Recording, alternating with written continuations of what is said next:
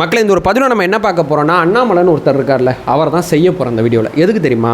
அருண்ராஜ் அவர்கள் ஒரு விஷயத்தை சொன்னாப்புல, மெட்ரோ சம்மந்தப்பட்ட விஷயத்தில் கோயம்புத்தூர்லையும் மதுரையிலையும் மெட்ரோ கிடையாது அப்படிங்கிற ஒரு செய்தி வந்துச்சு. இது செவிவெளி செய்தியாக இருந்துச்சு. எப்படிப்பா ரிஜெக்ட் பண்ணுவாங்க? அதெல்லாம் ரிஜெக்ட் பண்ண மாட்டாங்க, அதெல்லாம் கொடுத்துருவாங்க அப்படிங்கிற நம்பிக்கையில் இருக்கும்போது முதலமைச்சர் ட்வீட் போட்டு ஆமாங்க ரிஜெக்ட் பண்ணிட்டாங்க அப்படிங்கிற விஷயத்த சொல்கிறாப்புல. எப்படிங்க அது ரிஜெக்ட் ஆக முடியும் அப்படிங்கிற ஒரு குழப்பம் இருந்துகிட்டே இருக்கும்போது ஒருத்தர் உள்ளே வந்தார். அவர் யார் தெரியுமா? தாவேக்காவோட கொள்கை பரப்பு பொதுச் செயலாளர் அருண்ராஜ் அவர்கள் உள்ளே வந்து மக்கள் தொகை அடிப்படையில் ரிஜெக்ட் பண்ணதான் முதலமைச்சர் சொல்கிறாரு. மக்கள் தொகை அடிப்படையில் நீங்கள் வந்து ரிஜெக்ட் பண்ணியிருந்தீங்கன்னா அது ரொம்ப தப்பு. எனக்கு ஏதோ உங்கள் ரெண்டு பேர் மேலேயும் சந்தேகம் இருக்குது. தமிழ்நாடு அரசு மேலேயும் சந்தேகம் இருக்குது, மத்திய அரசு மேலேயும் சந்தேகம் இருக்குது. ரெண்டு பேரும் கடித போக்குவரத்தில் நிறையா பேசுகிறீங்க, மொத்த கடிதத்தை வெளியே விடுங்க, நாங்கள் பார்த்துக்குறோம் அப்படிங்கிற விஷயத்த சொன்னாப்புல. இந்த கோரிக்கையினால் அண்ணாமலை வெளியே போட்டாரா, என்னத்துக்கு போட்டாருங்கிறது தெரியல. ஆனால் வெளியே போட்டு நிறையா பேரோட எதிர்ப்பை சம்பாதிச்சிட்டு இருக்கார் அப்படிங்கிறதான் யதார்த்தமான உண்மை. அதாவது அருண்ராஜ் அவர்கள் சொன்னது ரொம்ப கரெக்டான விஷயம். ஏன்னா நீங்கள் உள்ளுக்குள்ளே என்ன பேசிக்கிறீங்கன்னு தெரியாமல் நீங்கள் ஒன்று பேசுகிறீங்க, அவங்க ஒன்று பேசுகிறாங்க, எது உண்மைன்னு எங்களுக்கு என்ன தெரியும்? ஸோ இந்த ரெண்டு பக்க கடிதம், சொல்லப்போனால் அந்த 3 பக்க கடிதத்தை நீங்கள் படித்து பார்த்தீங்கன்னா எது உண்மை அப்படிங்கிறது உங்களுக்கு நல்லா தெரியும். இந்த வரிக்கு வரி அண்ணாமலை அவர்கள் இதில் தப்பு சொல்கிறார்ல, மாநில அரசாங்கம் 10% தவறு இருக்குது, நான் ஒத்துக்கிறேன். மத்திய அரசாங்கம் 90% தவறு பண்ணிவிட்டு எங்களுடைய கொள்கை எதிரி பாஜக இருக்கக்கூடிய நீங்கள் 90% தவறு பண்ணிட்டு பொது வெளியில் நாடகம் போட்டுக்கிட்டு இருக்கீங்க. அந்த நாடகத்தை இந்த மண்ணை மாற்றாந்தாய் மனப்பான்மையோட நீங்க கையாண்டுகிட்டு இருக்கீங்க. அதை பத்தி தான் இந்த வீடியோவில் தெளிவாளமாக பார்க்க போறேன். அதாவது கல்வி நிதி தர முடியாதுன்னு சொல்லிட்டீங்க, ஒரு பக்கம் மெட்ரோ கிடையாதுன்னு சொல்லிட்டீங்க, ஈரப்பதத்தை கம்மி பண்ண முடியாதுன்னு சொல்லிட்டீங்க, ஒரு பக்கம் நெல் எல்லாமே காஞ்சி கடந்துக்கிட்டு இருக்க ஒரு பக்கம் உத்தரகாண்டுக்கு ஊக்கத்தொகை கொடுக்குறீங்க. இப்போ 2வது முறை ஊக்கத்தொகையா, அதாவது 100 கோடி ஆல்ரெடி கொடுத்துட்டாங்க, இப்போ மறுபடியும் 100 கோடி கொடுத்துருக்காங்க. ஏன்னா சுரங்கம் சார்ந்த விஷயத்தெல்லாம் ரொம்ப சூப்பராக எல்லாமே பண்ணுறாங்களா, அதனால ஊக்கத்தொகை கொடுக்குறாங்களா. எங்கே? உத்தரகாண்டுக்கு. தமிழ்நாட்டுக்கு நீங்கள் என்ன பண்ணுறீங்க அப்படிங்கிறத இந்த வீடியோவில் தெளிவாளமாக பார்க்கலாம். உற்சாக வணக்கங்கள், வாங்க பதிவுக்குள்ளே போகலாம். இப்போ முதல் விஷயம் மக்களே, இந்த பிஜேபிக்காரங்க முதல்ல என்ன தெரியுமா உருட்டுறாங்க? இல்லைங்க, முழுமையான திட்டம் இது கிடையாதுங்க, ஒழுங்காக அனுப்பலைங்க.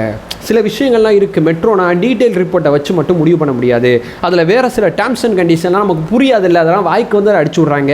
சிபிஎம் தேவைப்படும், ஏஆர்ஆர் தேவைப்படும், இதெல்லாம் இருந்தால் மட்டும்தான் முடிவு பண்ண முடியும். டீட்டெயில் ரிப்போர்ட் ஒரு பக்கம் இருந்தாலும் இந்த 2 ஆவணங்கள் வந்து நீங்கள் அமிச்சா மட்டும்தான் அவங்க எல்லாத்தையும் பார்த்துட்டு முடிவு பண்ணுவாங்க அப்படிங்கிற விஷயத்த சொல்கிறாங்க. முதல்ல இந்த ஆவணங்கள்லாம் உங்களுக்கு எதுக்கு நாங்கள் அனுப்புகிறோம் அப்படிங்கிற ஒரு விஷயத்தை புரிஞ்சுங்க. மொத்த காசும் மத்திய அரசு நீங்கள் கொடுக்கல, மாநில அரசு 50% கொடுக்குது, மத்திய அரசு 50% கொடுக்குது, 2 பேர் சேர்ந்து தான் அந்த கட்டுறோம். அதனால தான் 50% நீங்கள் கான்ட்ரிபியூட் பண்ண போகிறதுனால தான் உங்கள்கிட்ட எல்லாத்தையும் கொடுத்து நாங்கள் அப்ரூவல் வாங்குகிறோம். எங்கள்கிட்டே 100% பணம் இருந்துச்சுன்னா நாங்களே இப்போ டெண்டர் விட்டு நாங்களே கட்ட ஆரம்பிச்சிருவோம், உங்கள் துணையே எங்களுக்கு தேவையில்லை. அந்த 50% காசை வாங்க தான் இவ்வளோ போராட்டம் நடக்குது. இந்த அறிக்கை நீங்கள் வெளியே ஓட்ட அறிக்கையிலே 2 டேட் இருக்குது. ஒன்று 16/2/2024, இன்னொன்று 29/11/2024.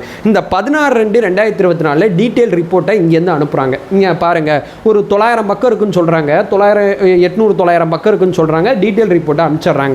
அதுக்கடுத்து 29/11/2024 அன்னைக்கு, அதாவது கிட்டத்தட்ட ஒரு 10 மாதம் கழித்து இவங்க சொல்கிற சிபிஎம் ஏஆர் அப்படிங்கிற 2 விஷயம், ஒரு ஆல்டர்னேட்டிவ் அனலைசிஸ் பிளானையும் ஒரு மொபிலிட்டி பிளான் ஒன்று சொல்கிறாங்க. இது வந்து terms and condition point of வியூவில் பார்த்தா அது என்னங்கிறது நமக்கு பெருசாக புரியல, ஏதோ இது சம்மந்தப்பட்ட கூடுதல் ஆவணம் அப்படிங்கிற ஒரு பாயிண்ட் ஆஃப் வியூவில் நம்ம புரிஞ்சுக்கலாம். அதாவது அண்ணாமலை இதை அனுப்பலன்னு சொல்கிறாங்க. அண்ணாமலைக்கு நான் என்ன சொல்ல வரேன்னா, இது அனுப்பப்பட்டிருக்கு, நாடாளுமன்றத்தில் அனுப்பப்பட்ட தேதி முதற்கொண்டு பதிவு செய்யப்பட்டிருக்கு, அதற்கான ரெக்கார்டை நான் சைடில் போடுறேன்.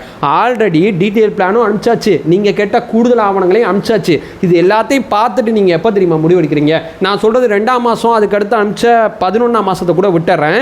இது எல்லாத்தையும் பார்த்துவிட்டு நீங்கள் முடிவெடுக்கிறதுக்கு கிட்டத்தட்ட 1.5 வருஷம் ஆகுது. இப்போ சொல்கிறீங்க உங்களுக்கு மெட்ரோ கிடையாதுன்னு சொல்லி. இவ்வளோ பெரிய காலதாமதம் ஏன்? இங்கே ஒன்று இருக்கு இல்லைன்னு தான் சொல்ல போகிறீங்கன்னு தெரிஞ்சு போச்சு. அதை முன்கூட்டியே சொல்ல வேண்டியதானே? அடுத்தடுத்த ஆல்டர்னேட்டிவ் ஐடியாவுக்கு நோக்கி இந்த மாநில அரசோ இல்லை நாங்கள் அழுத்தம் கொடுத்தோ ஏதோ ஒன்று பண்ணியிருப்போம்ல. அதாவது சென்னையில் 2ஆம் கட்ட மெட்ரோக்கான வேலை நடக்கும்போது அடுத்தடுத்த மெட்ரோ நாங்கள் சிட்டி டெவலப் பண்ணி அடுத்தடுத்த வளர்ச்சியை நோக்கி நாங்கள் பயணிக்கணும்னு நினைக்கிறோம். இவ்வளோ பெரிய காலதாமதம் தமிழ்நாட்டுக்கு செய்ய வேண்டிய அவசியம் என்ன? இது முதல் கேள்வி.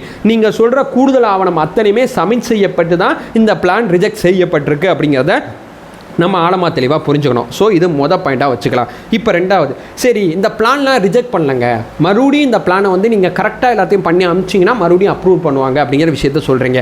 அதே லெட்டரில் ஒரு வார்த்தை இருக்குது, இந்த பிளான் வேணாங்க, நீங்கள் பஸ்ஸு ஓட்டிங்க, பஸ்ஸு தான் உங்களுக்கு கரெக்டாக இருக்கும், பஸ்ஸை தாண்டி நீங்கள் எதுக்கும் வராதிங்க.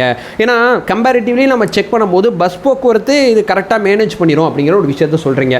பிளானை நீங்கள் ரிஜெக்ட் பண்ணல, பிளான் வேணான்னு சொல்லனா எதுக்கு எங்களுக்கு வேறு சில ஆலோசனைகள் வேறு சில பரிந்துரைகள் கொடுக்குறீங்க? சொல்கிறீங்க.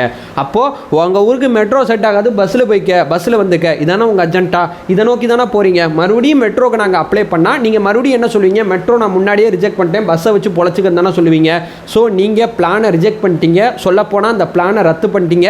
50% பணத்தை கொடுக்க முடியாது, ஏன்னா உங்கள் ஊருக்கு மெட்ரோ செட் ஆகாது, பார்த்து நடந்துங்க அப்படிங்கிற விஷயத்தை தான் நீங்கள் தெளிவாக சொல்கிறீங்க. நீங்கள் வெளியிட்ட அறிக்கையிலே இந்த பாயிண்ட் ஆஃப் வியூ இருக்குது. இது 2. இப்போ 3வது மிக முக்கியமான விஷயம், தம்பி, போக்குவரத்து துறை, ரயில்வே துறை, விமானத்துறை மாதிரி மெட்ரோ கிடையாது. மெட்ரோங்கிறது ரொம்ப காஸ்ட்லியாக இருக்கக்கூடிய ஒன்று. இப்போது அங்கே மெட்ரோ கட்டிட்டாலும் அந்தளவு மக்கள் இருக்கணும்ல. இவங்க ஒரு டேர்ம்ஸ் அண்ட் கண்டிஷன் வச்சுருக்காங்க. ஒரு 20 லட்சம் பீப்புள்ஸ் அதிகமாக இருக்கக்கூடிய இடத்துல தான் மெட்ரோ கட்டணுங்கிற விஷயத்த சொல்கிறாங்க.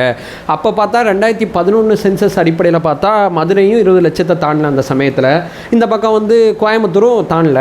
அந்த ஆங்கிளில் பார்த்தா இது கரெக்டாக தானே இருக்குது. ஸோ மக்கள் தொகை இருக்கும்போது தான் இங்கே இவ்வளோ பேர் வருவாங்க, வரும்போது தான் இது லாபகரமாக இயங்கும், அதானே கரெக்டாக இருக்கும் அப்படிங்கிற விஷயத்த சொல்கிறீங்க. நான் என்ன கேட்குறேன், 2025 இங்கே மெட்ரோ கட்டலாமா வேணாமா அப்படிங்கிற முடிவெடுக்கிறதுக்கு 2011 சென்சஸ் அடிப்படையில் முடிவெடுப்பீங்களா? இன்றைக்கி எவ்வளோ மக்கள் தொகை இருக்குன்னு நீங்கள் யோசிக்க வேணாம். இதுக்கடுத்து இந்த மெட்ரோ இன்றைக்கி ஆரம்பித்து நாளைக்கு செங்கல் வச்சு நாளை கழிச்சு கட்டி முடிக்க போகிற ப்ராசஸ் கிடையாது. குறைஞ்சது 5 வருஷமாவது இதுக்கான கட்டுற ப்ராசஸ்ஸை அதிலே 3 வருஷம் போட்டிருக்காங்க. இழுத்தடிப்பில் பார்த்தா ஒரு 3-3.5 வருஷமாவது இது கண்டிப்பாக அந்த ப்ராசஸ் ஆகும். ஸோ 2028 என்ன மக்கள் தொகை இருக்குது, அதுக்கடுத்த 10 வருஷத்தில் இந்த மெட்ரோக்கு என்ன லைஃப் இருக்குது, எப்படி போனால். சென்னையில் 2வது ஏர்போர்ட் இப்போ போய் கட்டுறீங்களே, என்ன காரணத்துக்காண்டி கட்டுறீங்க? வெளியே பார்க்கிங் இல்லாமல், எதுவும் இடம் இல்லாமல் போய் சென்னையில் போய் 2வது பார்க்கிங் நீங்கள் 2வது ஏர்போர்ட் கட்டிக்கிட்டு இருக்கீங்க. வருங்கால தேவைக்கு தானே 2வது பசுமை ஏர்போர்ட் போயிட்டு பரந்தூரில் போய் கட்டுறீங்க. அங்கே இருக்கக்கூடிய விவசாயிகள் அத்தனை பேரையும் போட்டு படுத்தி எடுத்து அங்கே போய் கட்டுறீங்கல்ல. அதை செய்ய தெரிஞ்ச இந்த பிஜேபி அரசாங்கத்துக்கு இதை செய்ய தெரியாது. ஏன் இன்னைக்கு, அதாவது 2011 சென்சஸ் அடிப்படையில் 20 லட்சம் பீப்புள்ஸ் கம்மியாக இருக்குன்னு சொல்கிறீங்க. அப்போ மிச்ச ஏரியாலாம் நீங்கள் மெட்ரோ கொடுத்துருக்கீங்க. எல்லாமே ஆக்ராவில் இருக்கக்கூடிய மெட்ரோ, இந்த பக்கம் வேறு சில ஏரியாவில் இருக்கக்கூடிய மெட்ரோ அத்தனையுமே 20 லட்சத்துக்கு கீழே தானே இருக்குது. அங்கே மட்டும் எப்படி கொடுத்தீங்க? அங்கே மட்டும் ஏன் விதியை தளர்த்தி கொண்டு நீங்கள் கொடுத்தீங்க? தமிழ்நாடுனா மட்டும் உங்களால் ஏன் விதியை தளர்த்த முடியல? என்ன காரணம்? எனக்கு இது புரியல. 20 லட்சத்துக்கு கீழே இருந்தால் கொடுக்கணுங்கிற பாலிசி உங்கள்கிட்ட இருந்தால் 2011 சென்சஸ் அடிப்படையில் நாங்கள் இந்த முடிவெடுப்போம் அப்படிங்கிறத உறுதியாக இருந்தால் மாநிலத்துக்கு மாநிலம் ஏன் மாற்றிக்கிட்டு இருக்கீங்க? தமிழ்நாடுக்கு ஒரு மாதிரி, ஒரு பக்கம் உத்தரப்பிரதேசத்துக்கு ஒரு மாதிரி, ஒரு பக்கம் உத்தரகாண்டுக்கு ஒரு மாதிரி, ஏன் மாநிலத்துக்கு மாநிலம் மாற்றுறீங்க? ஒரே ரூல்ஸு ஒரே விஷயம் தான் எல்லா மாநிலத்துக்கும் ஒரே மாதிரி கொண்டு வர வேண்டியதானே. அப்போ உங்கள் அஜெண்டா என்ன இருக்குது? தமிழ்நாட்டுக்கு எதையாவது சொல்லி மறுக்கணும். நீங்கள் வந்து பஸ்ஸில் போய்க்கங்க, நீங்கள் வந்து இப்படி போய் நம்ம இந்த பிளானில் போட்டால் மெட்ரோ என்ன ஆகுனா ரொம்ப கட்டடத்தை இடிக்கிற மாதிரி இருக்கும். ஸ்டேஷன் வந்து இவ்வளோ தான் லிமிட்டு, ஆனால் இவ்வளோ தூரம் நம்ம வந்து அதிகமாக கொடுத்தா நல்லா இருக்காது. ஸோ எந்த இடத்துலேருந்து எந்த இடத்துக்கு மெட்ரோ போடுறோம் அப்படிங்கிறத பொறுத்து தான் மெட்ரோவோட திட்டமிடல் மாறும். அதாவது கட்டமைப்பு ரீதியாக மெட்ரோ எவ்வளோ ஸ்ட்ராங்காக இருக்கணுமோ அவ்வளோ ஸ்ட்ராங், எல்லா இடத்துலையுமே அந்த ஸ்ட்ராங்கு ஸ்ட்ரென்த் அப்படிங்கிறத நம்ம கண்டிப்பாக மெயின்டைன் பண்ணணும். அதில் மாற்று கருத்து இல்லை. ஸோ பிளான் அப்படிங்கிறதும் விஷன் அப்படிங்கிறதும் இங்கேருந்து அங்கே போகிறதுக்கும் இங்கேருந்து இங்கே போகிறதுக்கும் வித்தியாசம் கிடையாதா? எல்லா ஊரில் எப்படியா ஒரே பிளான் போட முடியும்? ஊருக்கு ஏற்றபடி பிளான் போட முடியும். இந்த ஊரோட மண் எப்படி இருக்குது, இந்த ஊரில் பீப்புள்ஸ் எங்கே போக வேண்டியது இருக்குது, எங்கேருந்து எங்கே நகர வேண்டியது இருக்குது, ஊரை பொறுத்து தானேயா பிளான் இருக்கும். ஒரு பிளானை போட்டு எல்லா ஊரும் அதுக்குள்ளே பொருந்தணுன்னா எப்படி பொருந்தும்? இந்த மாற்றாந்தாய் மனப்பான்மையோட செயல்படுறது எந்த மாதிரி இருக்குது? ஒரு பக்கம் நான் முன்னாடி சொன்னபடி மெட்ரோ கிடையாதுங்கிறத, ஏன்னா மற்ற ஏரியாவுக்கு என்ன உருட்டுறாங்கன்னா அதெல்லாம் டூரிஸ்ட் பிளேஸுங்க, அந்த பக்கம்லாம் நிறையா பீப்புள்ஸ் வருவாங்க. ஸோ மெட்ரோ நிறைய பேர் பயன்படுத்துவாங்க. கோயம்புத்தூரும் மதுரையும் அப்படியான்னு கேட்குறீங்க. ஏன் மதுரை மீனாட்சி அம்மன் கோயிலுக்கு டூரிஸ்ட் வரமாட்டாங்களா? அவங்களாம் என்ன வந்தாங்கன்னா மெட்ரோவில் ஏறக்கூடாதுன்னு சொல்லி ஒத்த காலில் நிற்பாங்களா? ஸோ பண்ணக்கூடாது, செய்யக்கூடாது அப்படிங்கிற ஒரு விஷயத்தில் ஒரு பிளான் ஒன்று போட்டு அந்த பிளானை ரிஜெக்ட் பண்ணுறதுக்கு 1.5 வருஷம் டைம் எடுத்துக்கிட்டு 1.5 வருஷம் உட்காந்து ரிஜெக்ட் பண்ணிவிட்டு போதுமான ஆவணங்கள் இல்லை அப்படிங்கிற ஒரு காரணத்தை சொல்லிவிட்டு பஸ்ஸு வேணால் யூஸ் பண்ணிக்க அப்படின்னு சொல்லி எகத்தாளமாக ஒரு பதிலை சொல்லிவிட்டு போகும்போது எவ்வளோ கோவம் வரும் எங்களுக்கு. எங்கள் காசு 50%, உங்கள் காசு 50% தானே உங்கள்கிட்ட வந்து கேட்குறோம். அந்த 50% உங்கள்கிட்ட வந்து கேட்கும்போது இவ்வளோ காலதாமதமாக அந்த மாதிரி முடிவெடுக்கும் போது என்ன சொல்கிறது அப்படிங்கிறது தெரியல. இது எல்லாமே பொது வழியில் அந்த இவர் அண்ணாமலை போட்ட அந்த லெட்டரில் தான் இப்போ நான் சொல்லக்கூடிய தகவல் அத்தனையுமே இருக்குது. இது எல்லாத்தையும் பார்த்துட்டு தான் இந்த வீடியோவில் நான் இவ்வளோ தெளிவாக பேசுகிறேன். 4 விஷயம் சொல்கிறேன் மக்களே. காலதாமதம் 1, உனக்கு மெட்ரோ கிடையாது, பஸ்ஸில் போய்க்கன்னு 2வது விஷயம் சொல்கிறாங்க. மற்ற ஏரியாவில் ஏன்ப்பா அந்த மக்கள் தொகையை கணக்கு பண்ணாமல் தமிழ்நாட்டுக்கு வந்தால் மட்டும் இந்த மக்கள் தொகையை கணக்கு பண்ணுறீங்க சென்சஸ் அடிப்படையிலன்னு கேட்டால் மற்ற ஏரியாவில் சுற்றுலா பண்ணியிருக்காங்க, தமிழ்நாட்டில் அப்படி இருக்காங்களா அப்படிங்கிற விஷயத்தை கேட்குறீங்க.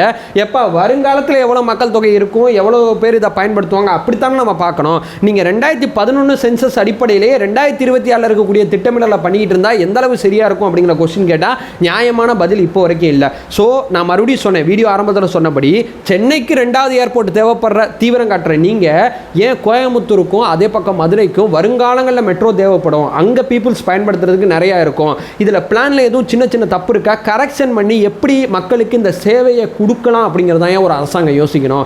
எப்படி ரிஜெக்ட் பண்ணலாம், எப்படி இதை பண்ண வேணாம், எப்படி இதை தட்டி கழிக்கலாம், இதை ஏன் செய்கிறீங்க?